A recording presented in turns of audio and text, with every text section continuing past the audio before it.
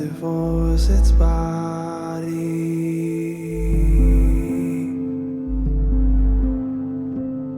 Seek to save the soul, but hate the bark. Long for freedom from its branches.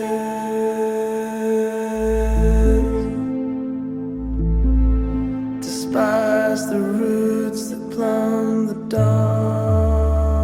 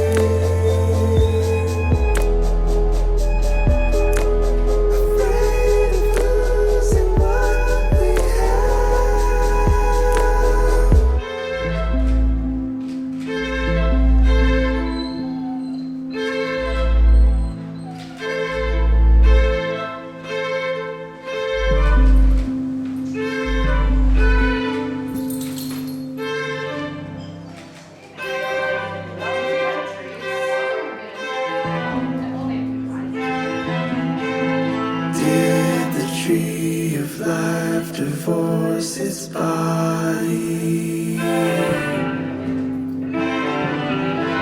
Seek to save the soul but hate the body.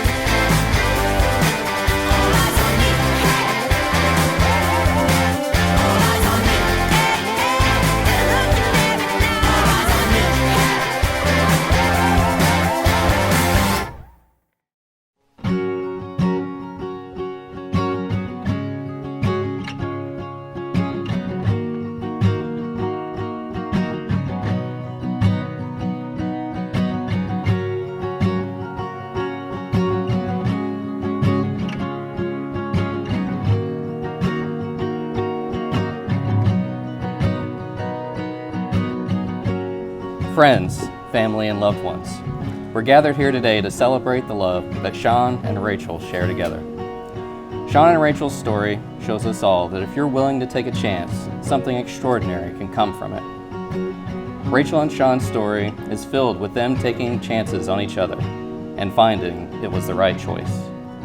Sean and Rachel have prepared their own vows to share with each other and all their friends and family. Rachel, what can I say? How do you do it? Make me feel the way I do. You're my rock star. Whether it's moshing it up at a show, dancing to records in our living room, or being extra AF in the kitchen, I knew pretty early on that you were the one I wanted to spend the rest of my life with. I'm glad I mustered up a little liquid courage to tell you I love you for the first time on Super Bowl Sunday 2017. From the first night I met you, I knew we shared something special. I am so thankful we both decided to drive out in that December snowstorm to meet for our first date. We both took chances in agreeing to that first date, and I'm fully aware you took more of a bigger chance than I did, but I will always be grateful you took that chance. We always push each other to be better, and this is one of the things I admire most about our relationship. I am truly grateful to have someone I know will be there for me and be my biggest advocate when I need them the most. I promise to be there for you through good times and bad. I promise to be faithful. I promise to take care of you when you are sick. I promise to always talk things out after a fight. And I always promise to get you a glass of water every night before bed. I love you, Rachel Elizabeth Gladman. Thank you so much for being mine. Sean, I want to start with a quote from one of our favorite songs. And all the past lives that I lived somehow led me here to this. It's taken me centuries for me to get to you. Half the people in this room have only known this version of me, and that's okay, because I'm pretty sure the other half of this room prefers this happier, healthier version. Or, as we recently learned, they would show themselves the exit.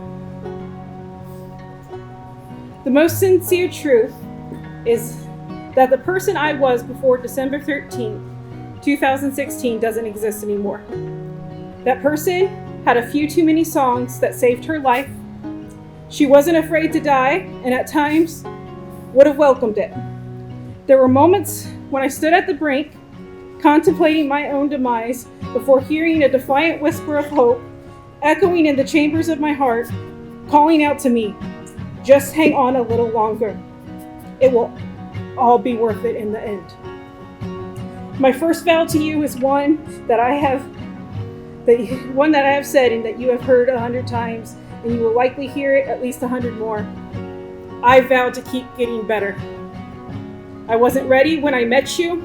I wasn't looking for love on Tinder.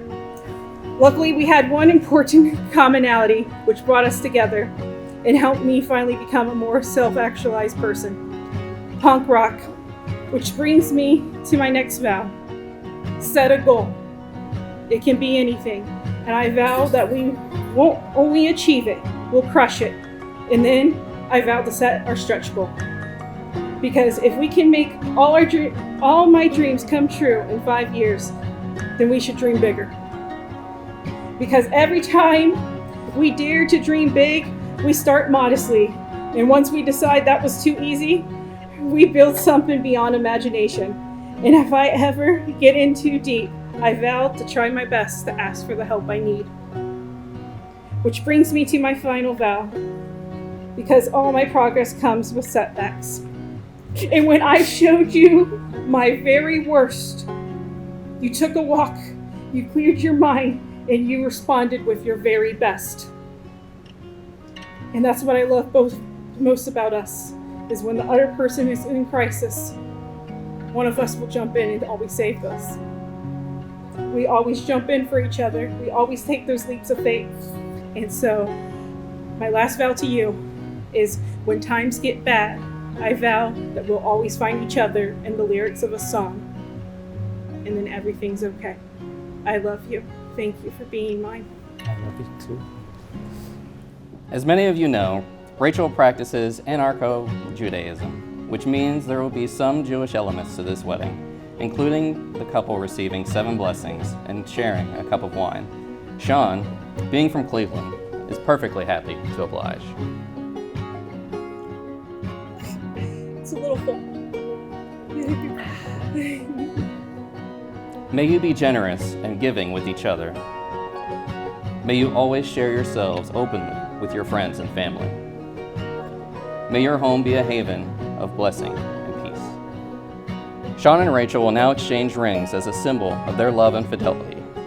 The couple designed their rings to resemble tree branches, as a reminder that their love will continue to grow. Sean, do you pledge to keep Rachel as your unwavering partner as she continues to grow, change, and evolve? Do you promise to continually bring out the best in her, laugh with her, go on adventures, big or small, with her, celebrate her triumphs, and support her through life's most difficult challenges? I will. Rachel, do you pledge to keep Sean as your unwavering partner as he continues to grow, change, and evolve? Do you promise to continually bring out the best in him, Laugh with him. Go on adventures, big or small, with him. Celebrate his triumphs and support him through his life's most difficult challenges. I will. By the authority vested in me by the state of Ohio, I now pronounce you man and wife. You may now kiss the bride.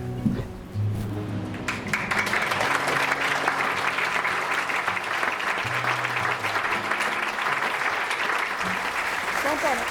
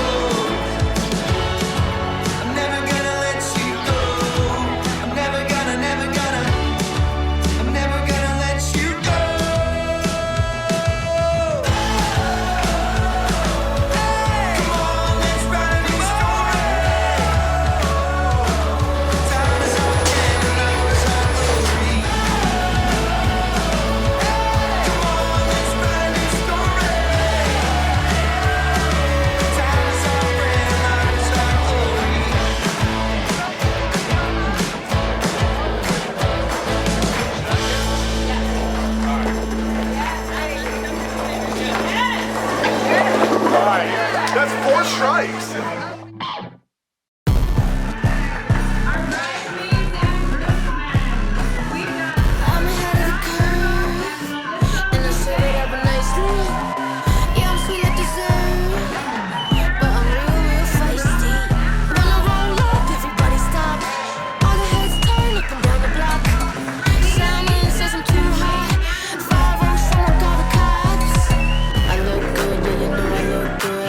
Looking good, yeah, I'm good.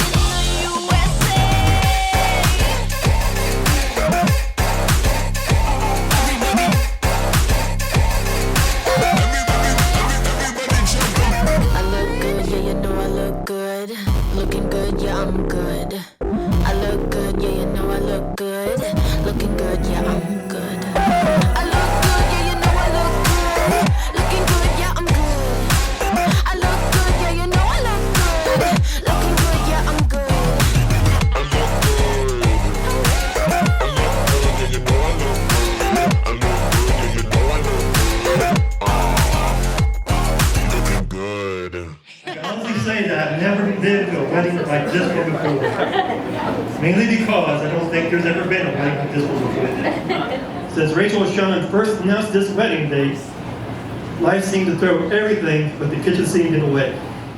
And all of you have made some very near impossible thing happen, thanks to all your great help. They thank you for that. I thank you for that. Let's celebrate. I've known Sean ever since we met in kindergarten circa 1988. We went to the same elementary school, middle school, and high school, and we're close throughout all those years.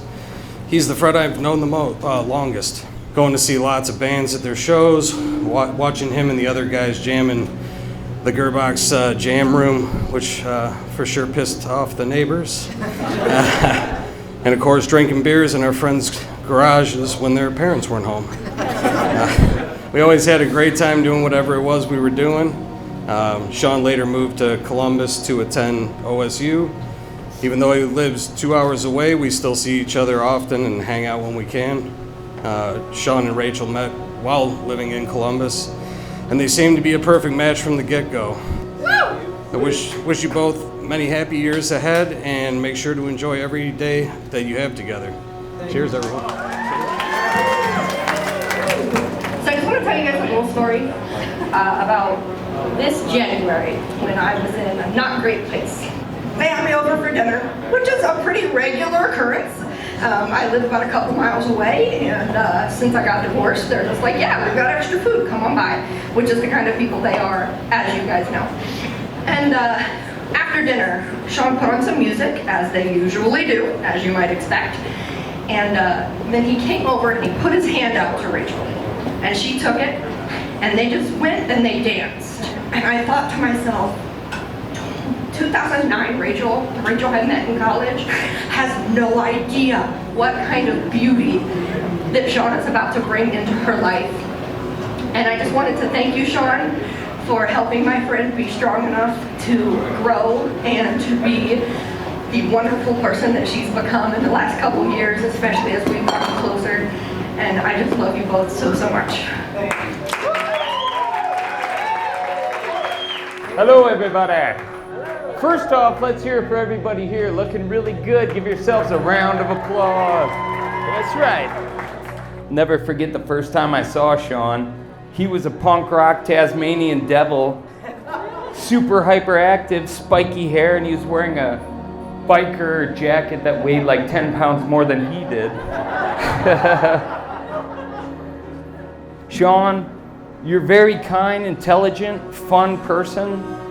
I'm so happy you found someone so perfect for you, dude. When Sean first told me about Rachel, he was so happy and excited. And when I met you, Rachel, you really lived up to the hype. And I'm very happy that you and Sean are so perfect for each other. I know that you guys are gonna have an amazing life together. So in honor of the lovely couple, will everybody raise their drinks to the sky? And as Sean loves to say, cheers to beers! Woo! Yeah!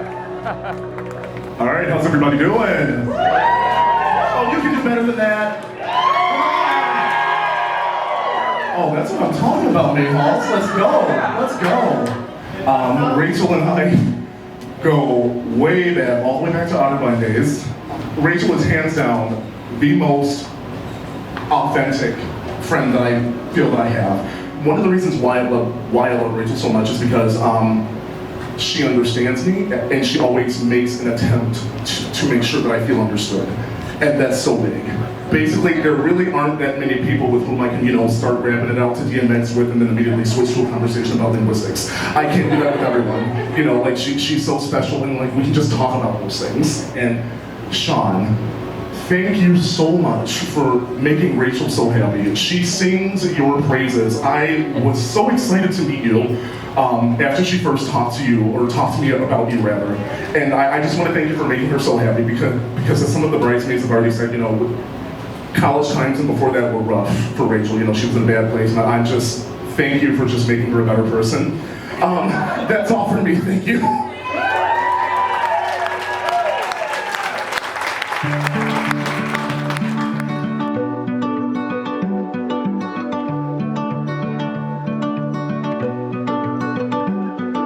I've seen the world on my own, but it doesn't look same. Black and blue, and I don't know why I ever looked away. The sun is always shining, even when it goes away. Until it comes back around, I'm here to light the way.